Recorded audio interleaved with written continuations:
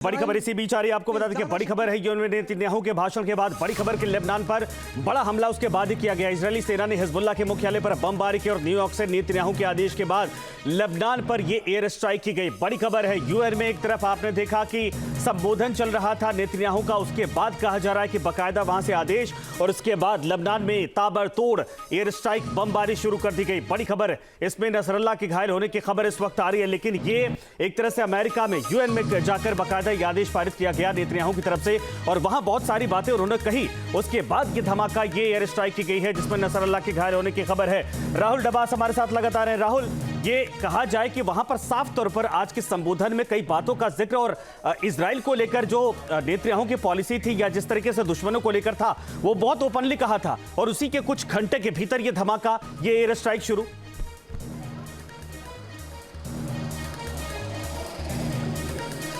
देखिए, अगर बीबी की बात करें, क्योंकि बेंजामिन नेतन्याहू को वहाँ की जनता यानी इजराइल की जनता बीबी के नाम से संबोधित करती है, उनकी आंतरिक राजनीति भी है।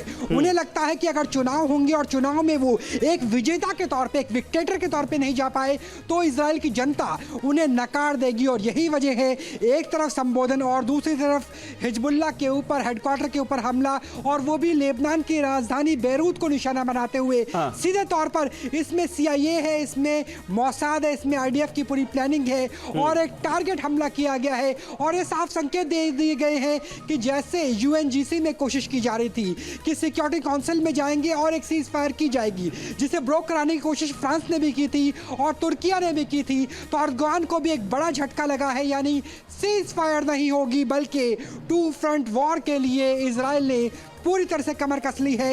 यहां तक कि ग्राउंड ऑपरेशन भी राहुल, बड़ी चुनौती ये है कि यूएन में बाकायदा किया जा सकता है। और बाकायदा आज नेतन्याहू ने यहां तक कह दिया कि ईरान भी ये समझ ले कि ईरान के किसी भी हिस्से में पहुंचने में इजराइल सक्षम है।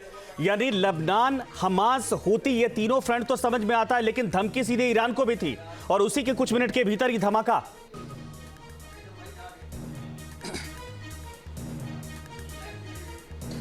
देखिए, निश्चित तौर से क्योंकि अमेरिका में इलेक्शन होने वाले, जैसे मैंने कहा था, इंटरनल पॉलिटिक्स काफी हद तक इस युद्ध को प्रभावित करती है, ना सिर्फ लेबनान के फ्रंट को बल्कि यूक्रेन के फ्रंट को भी। कहीं ना कहीं बीबी को ये लग रहा है, बेंजामिन नेतन्याहू को लग रहा है कि अगर डोनाल्ड ट्रंप आते हैं तो ईरान के खिलाफ सीधा ऑपरेशन किया जा सकता है और यही वजह है कि उन्होंने ये बड़ा बयान दिया है। एक दूसरी वजह यह भी है कि ईरान के जरिए इराक, इराक के जरिए सीरिया और सीरिया के जरिए लेबनान तक एक पूरा ट्रेल है जिसके जरिए हथियार पहुंचाए जाते हैं। तो ये की इशारा यह भी है कि अगर ईरान ने अत्याधुनिक मिसाइलें पहुंचाई तो उसके ऊपर भी हमला किया जा सकता है, चाहे बैरूत हो या तेहरान।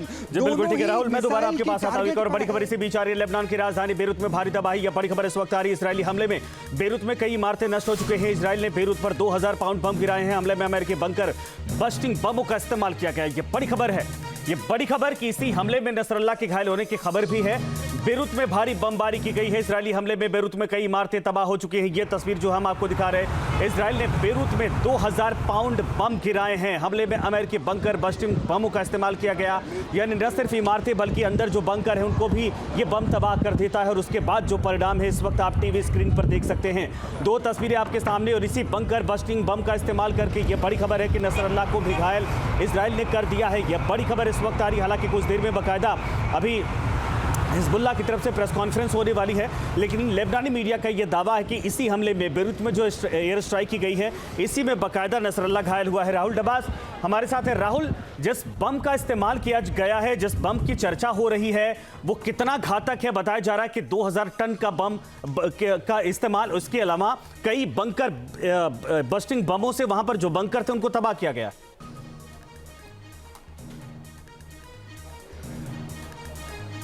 देखिए, 2000 पाउंड के अगर वेट की बात करें तो बम कोई बड़ी बात नहीं है, क्योंकि जब भारत ने एयर स्ट्राइक की थी तब भी भारत ने 100,000 पाउंड के बमों का इस्तेमाल किया था बालाकोट में। लेकिन बड़ी बात यह है कि बंकर बस्टर टेक्नोलॉजी जो अमेरिका के जरिए मिली है, और जैसे मैं इंटरनेशनल शतरंज की बात कर रहा था, चेस बोर्ड की बात कर रहा था, जब यमन से तेल अवीव को निशाना बनाया जाता है, हूती अटैक करते तेल अवीव पर, तो हाइपरसोनिक मिसाइल का इस्तेमाल किया जाता है, जो साफ संकेत है कि मॉस्को के जरिए यानी रशिया के जरिए टेक्नोलॉजी यमन पहुंची और वहां से इस मिसाइल का इस्तेमाल किया गया। तो वैसे ही टेक्नोलॉजी अब अमेरिका से आईडीएफ के पास पहुंची, इजराइल डिफेंस फोर्सेस के पास पहुंची और बंकर बस्टर बम का इस्तेमाल किया गया। तो टेक्नोलॉजी अमेरिका और रशिया की तरफ से अलग अलग वॉर फ्रंट पे दी जा रही है और वही इंटरनेशनल चेस बोर्ड इस वक्त बेरूत के अंदर खेलते हुए नजर आ रहे हैं, जिसमें एक तरफ ठीक है राहुल, मैं आपको दोबारा रोकता हूं। एक और बड़ी खबर इसी बीच आ रही है। आपको बता दें कि इजरायली सेना ने कारपेट बॉम्बिंग की बेरूत के दहिया इलाके में बकायदा ये बमबारी की गई है। 10 बहुमंजिला इमारतें पूरी तरीके से ध्वस्त कर दी गई हैं। बड़ी खबर इस वक्त आ रही है। आपको बता दें कि इजरायली सेना ने कारपेट बॉम्बिंग की है। बेरूत के दहिया इलाके में यह बमबारी की गई है, जिसमें 10 बहुमंजिला यानी बड़ी बड़ी इमारतें उनको ध्वस्त कर दिया गया है। ये तस्वीर आपको दिखा रहे हैं जहां पर कारपेट बॉम्बिंग की गई है और बताया जा रहा है कि इन इलाकों में बकायदा हिजबुल्लाह के आतंकवादियों के छुपे होने की खबर है या फिर उनके ठिकाने हो सकते थे, जिसको लेकर टारगेट किया गया और कई इमारतें इसमें तबाह हो चुकी हैं। दूर से तस्वीरें आप देख सकते हैं जहां पर ये बम गिर रहे थे, वहां पर धुएं का बड़ा गुबार और वो बिल्डिंग धराशायी हो जा रही थी। ऐसे में कहा जा रहा है कि कई कमांडर भी इस वक्त हिजबुल्लाह के मारे गए हैं इस पूरे हमले में।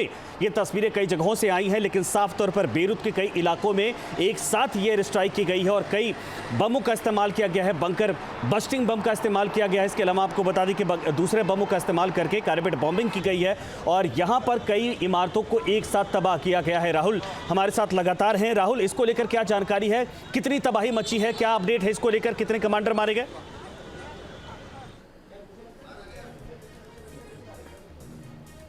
देखिए, जो अगर बेलारूस की बात करें तो वहां की तरफ से यानी हिजबुल्लाह की तरफ से कहा गया कि 200 लोग के आसपास घायल है। जिस तरीके से हेल्थ मिनिस्ट्री की तरफ से एक पूरा प्रेस रिलीज आता है और ये कहा जाता है लेबनान में 200 लोग पूरी तरह से घायल है और कुछ और घायलों की संख्या बढ़ सकती है। अब ये देखना होगा कि 10 जो बिल्डिंग है उन्हें टारगेट किया गया है, लेकिन क्या वो टारगेट बॉम्बिंग थी, मिसाइल्स का इस्तेमाल किया गया था या कारपेट बॉम्बिंग की गई थी? अगर स्प्लिंटर्स का इस्तेमाल किया गया था यानी कारपेट बॉम्बिंग हुई है तो ये मान के चलिए कि बहुत सारे जो आम शहरी है, क्योंकि बेरूत वो पूरा इलाका है जहां की डेंस पॉपुलेशन है।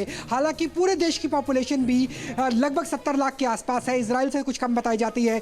वहां पर अगर बड़ी बॉम्बिंग की गई है तो ये मान के चलिए कि सैकड़ों की संख्या में लोग हताहत हो सकते हैं और इसकी वजह से मिडिल एशियन कंट्रीज में ये वॉर फ्रंट बड़ा हो सकता है और ग्राउंड ऑपरेशन की शुरुआत भी आज ये बिल्कुल बात आपने सही कही है, क्योंकि जिस 2 मैप का जिक्र कर रहे थे उसमें इराक, ईरान, सीरिया का जिक्र भी था और सीरिया में भी कुछ देर पहले जहां पर बकायदा इनके बम बनाए जा रहे थे और रखे जा रहे थे, वहां पर धमाका करके कई इलाकों को तबाह किया गया है, कई ठिकानों को तबाह किया गया है।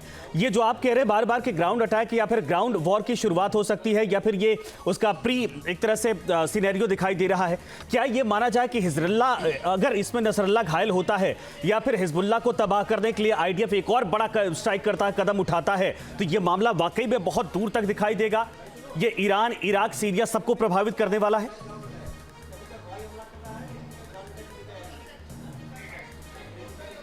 देखिए, ऐसा लगता नहीं है कि साफ तौर पर ईरान इस जंग में कूदेगा। अगर ईरान जंग में कूदता तो ऑपरेशन ट्रू प्रॉमिस जब किया गया था उसके बाद हानिया की मौत के बाद वो सीधा अटैक कर सकता था, लेकिन हानिया का बदला नहीं लिया गया। तो ये मान के चलिए कि ईरान अपनी तीनों प्रॉक्सीज का इस्तेमाल करेगा, चाहे वो यमन में बैठे हुए हूती हो। न्यूज नेशन अब व्हाट्सएप पर खबरों की ताजा अपडेट के लिए न्यूज नेशन के इस QR कोड को स्कैन करें।